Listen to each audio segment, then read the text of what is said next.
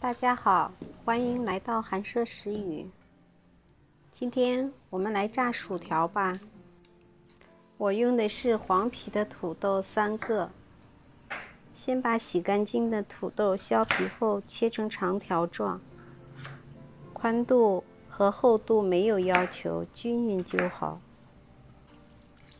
切好后洗去多余的淀粉。锅中倒入2/3的水烧开，放入少许的盐，接着把切好的土豆倒进来，焯水2分钟，捞出。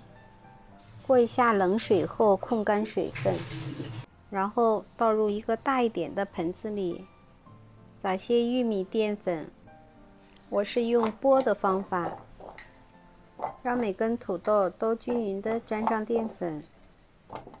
我大概用了40克淀粉。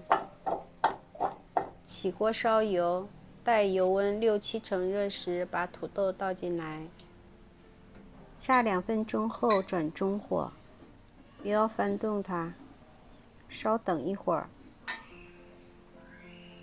待土豆表面炸出硬层，再用筷子翻动。炸制的过程中，裹了玉米淀粉的土豆不会粘连。这个过程大概需要5分钟。炸至土豆表面微黄就可以捞出了。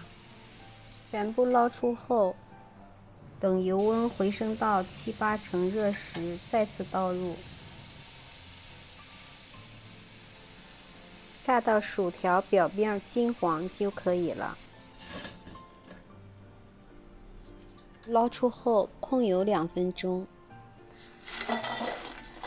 找一个大一点的盆子，擦干水分，炸好的薯条倒进来，再撒一丢丢的盐进来，摇晃均匀。脆不脆，听声音就知道了。沾些番茄酱，开吃啦！谢谢观看。如果喜欢我的视频，请转发、订阅、开启小铃铛，谢谢。我们下期再见。